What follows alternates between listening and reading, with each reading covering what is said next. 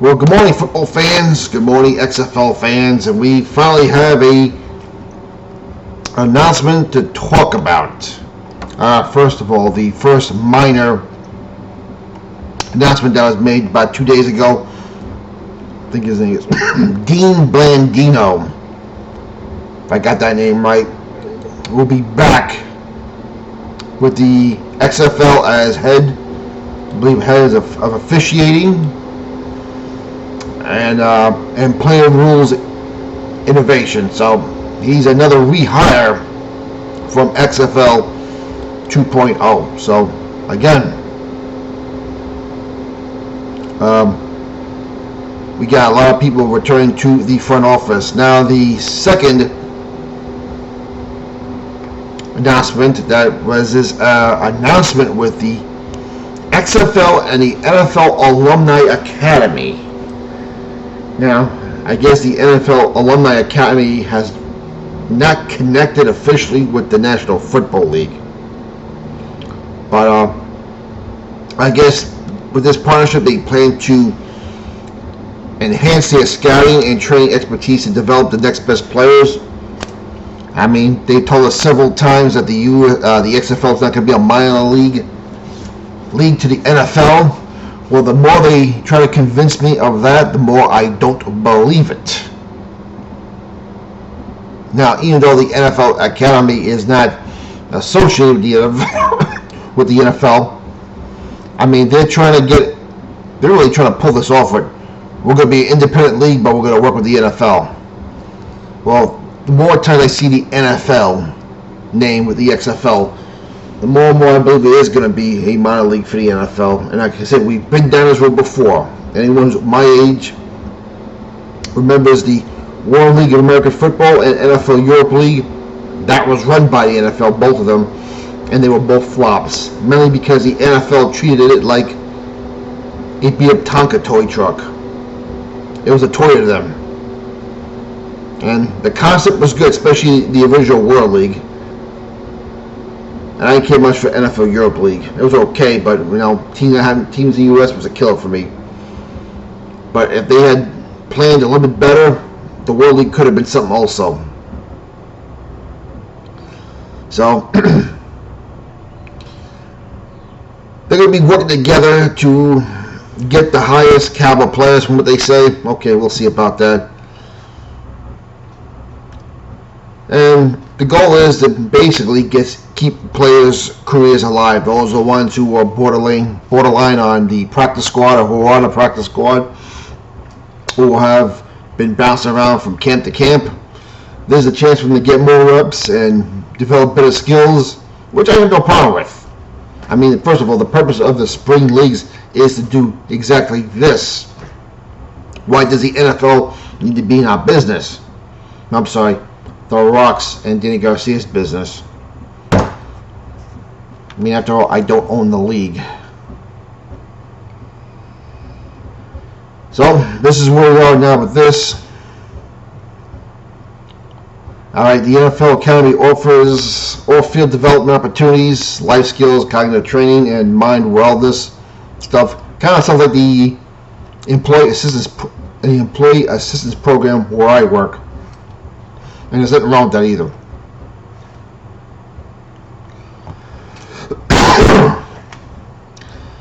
So we're going to see how this works. Like I said, I'm not really convinced. I have a feeling the NFL is going to be too much in our business. But it is what it is. Anyway, let's get to another huge announcement today. That was The Rock and Danny Garcia. I guess we're on one of the ESPN shows this morning. I don't know which one. I'll probably catch on YouTube later. I worked another double shift, so I found out on Facebook this morning. But I guess you could say we know we're not going to get 8 teams in the XFL, because today they announced their 8 coaches for the XFL. All right, let's get to the first 2 that we knew about that they didn't make the official announcement. One was Richie Barlow. He was with the Virginia State Trojans. He was head coach there. Of course, he's a former Jacksonville Jaguar player. He was on the world champion Buccaneers team that won back, I think, was it 2002. So, rumor is he'll be coaching the San Antonio team, if that's true. The next one we knew about was Torah Buckley, who was at the University of Ole Miss, where he's a quarterbacks coach, legendary player at Florida State. I think he played NFL for 13 years. Played with the Packers, Dolphins, Broncos, Jets, the Patriots, and my beloved New York Giants. Of course, he was on, I think he was on the same Tampa Bay Buccaneers Super Bowl team. I'm not really sure. But anyway, supposedly he'll be coaching the Orlando franchise. And I'm hoping that's the Vipers moving over from Tampa to Orlando. Let's get to a familiar name. Jim Hazlett, who used to coach the Saints and the Rams. Also, if you remember, old enough, he was a coach on the Sacramento Surge, a team that won the second World Bowl. So this spring league is nothing new to him. He was the linebackers coach for the Tennessee Titans the last 2 years. He's been in the league coaching over 30 plus years. Also coached at Buffalo University, Penn State, the Skins, the Rams, the Saints, Steelers, Raiders. And unfortunately, he had the daunting task of being with the Florida Tuskers of the UFL, which is the one spring football league I could never stand. And of course, as I said, he was coach of the Sacramento Surge when they won their second World Bowl. All right, let's get to a mystery coach. This is one that's kind of scratching my head. Anthony Beck. This guy was coaching in high school for Wiregrass Ranch High, where he was the offensive coordinator. So he wasn't even a head coach. He was the offensive coordinator for a high school football team. Now he's making the jump from high school offensive coordinator to pro football coach. Now, I know this is the XFL, but these are still pro players. Now, he was a player in the league for a while, including right here in New York with the Jets. I think he played with several other teams, including the Rams, Bucks, Cardinals, and Chiefs. Okay, so he's been around 12 years. So the pro game is not totally off his radar. But to go from offensive coordinator on a high school football team to all the way to coaching a pro football team. Again, I know these are the Eagles of the NFL, but you're still coaching pro players. There is going to be some adjustment here.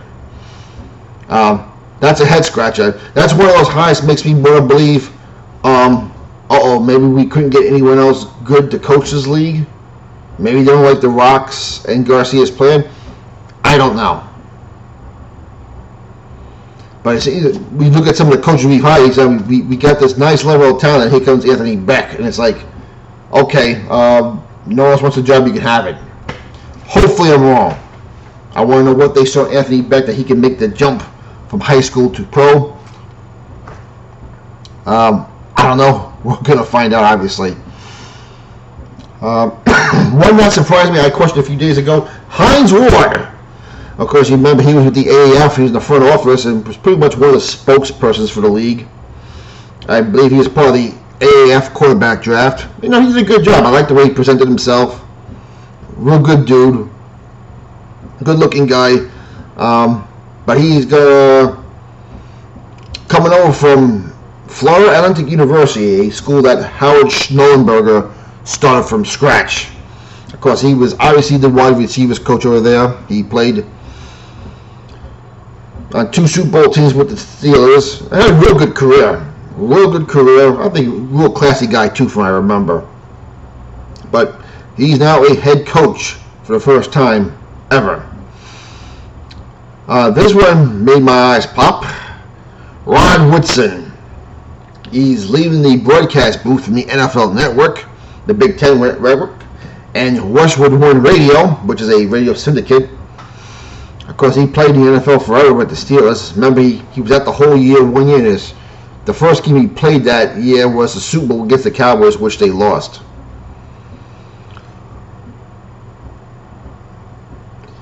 But he had a great career, definitely a Hall of Fame career, hard hitter.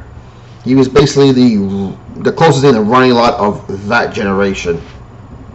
But he's going from the broadcast booth until head coaching. Now listen, it's an all-star name, but again, we're getting a guy from the broadcast booth who has never coached, from what I can see right now. I could be wrong. I'm just doing a quick search.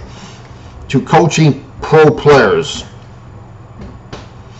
I mean, as far as I'm concerned, this is a bigger jump for him than Anthony Beck.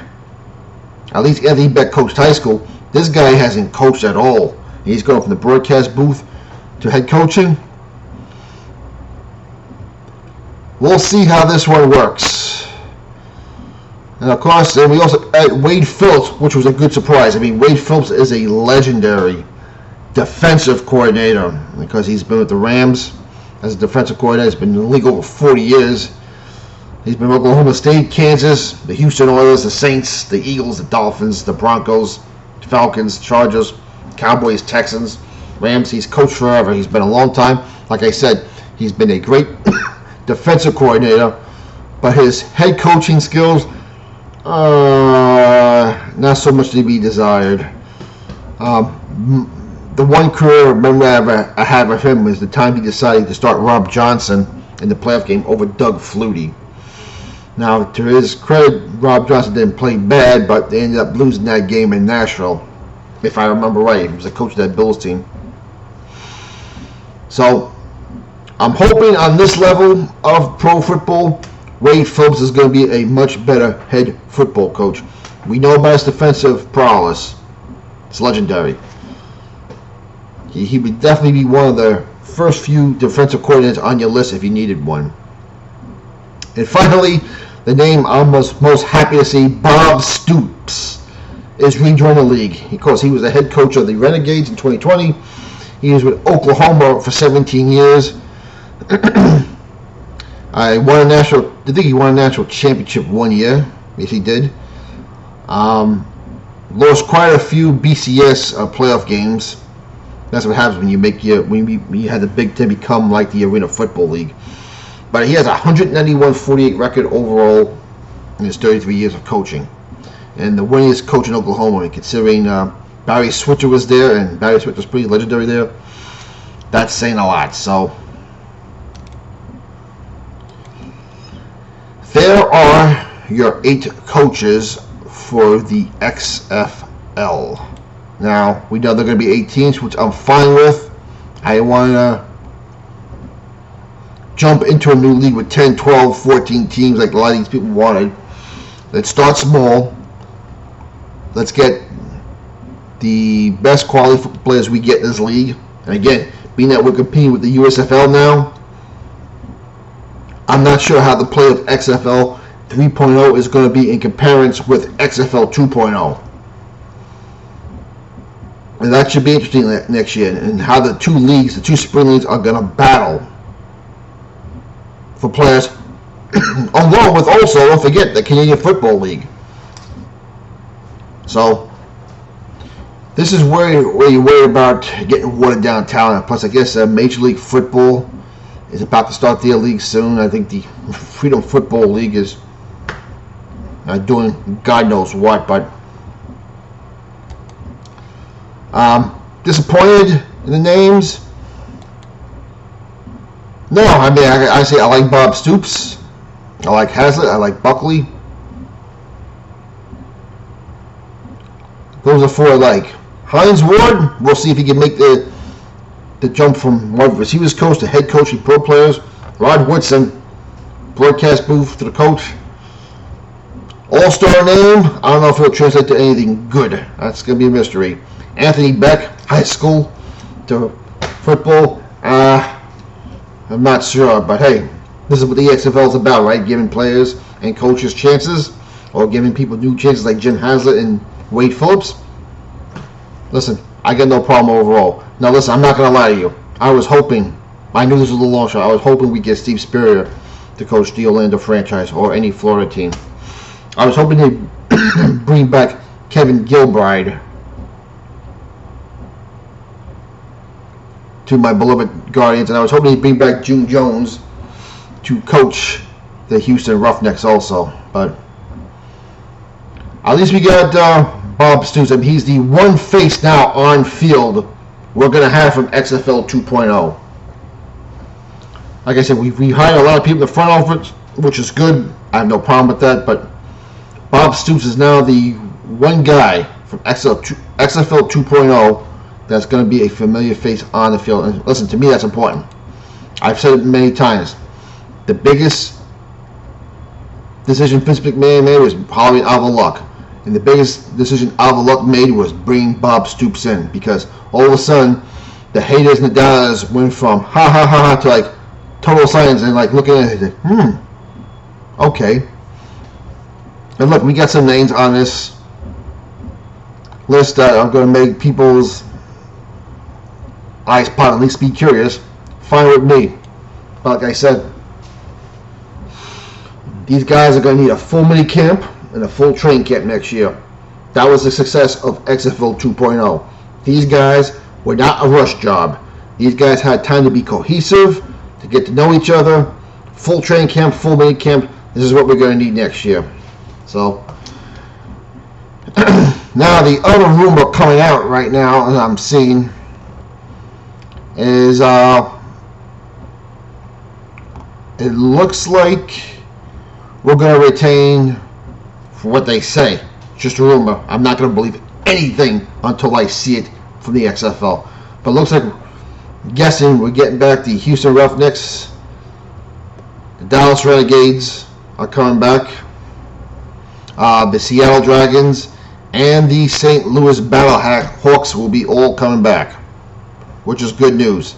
Now, taking a wild guess, and it looks like we're going to be moving the Tampa Bay Vipers over to Orlando. Hopefully they keep the same name and same team colors. Like I said, I want some familiarity from XFL 2.0. But then there's the other rumors saying it looks like we won't be getting a team in Los Angeles, which I'm not going to lose sleep over. I'm really not. But we're also losing, what they say, my beloved New York Guardians. That's going to be a killer for me. Will I still watch the league? Yeah. Listen, I watch the AAF. I love the league. I'm going to watch spring football. I love spring football. I like seeing those players. As I was talking with another subscriber of mine, I'd rather see PJ Walker spend his career being an all-star in the XFL or the USFL than being on the practice squad of any team in the NFL. I enjoy watching PJ Walker play. I enjoy Luis Perez play. Same thing with Jordan Tiamu. I'd rather see him be a star in the XFL, the USFL, than be a bench warmer on an NFL team. And this is one of the beauties of these spring leagues. You get to see those players that you think that you enjoy watching, but maybe not as good as NFL caliber, but you see them play in this league. So there you go. Let me know what you think. Tomorrow I'm going to have another video. Tomorrow, by request from one of my subscribers, Carlos Trevino, this video is for you. Carlos Trevino asked me if I could start a spring league with 12 teams, who would they be? And I guess he was specific in saying, as far as getting a big TV contract, which means you're going to need some major cities. Where can we fill the stadiums? Merchandising. He didn't just give me 12 of my fantasy teams. He wanted 12 teams which can make a spring league grow with good TV contract, marketing, nice looking uniforms. So tomorrow you'll get that video. Carlos Trevino, stay tuned. That video too. Listen, you came to me months ago, told me to think about it real hard. Well, for about 60 days I've been thinking about it real hard, and tomorrow you guys get to find out. Anyway, I'm off to work soon again. Story of my life. At least we're getting some XFL news, some legit XFL news, not like the disaster they had last week. And we're 3 days away from kickoff from the USFL. We'll talk to you later.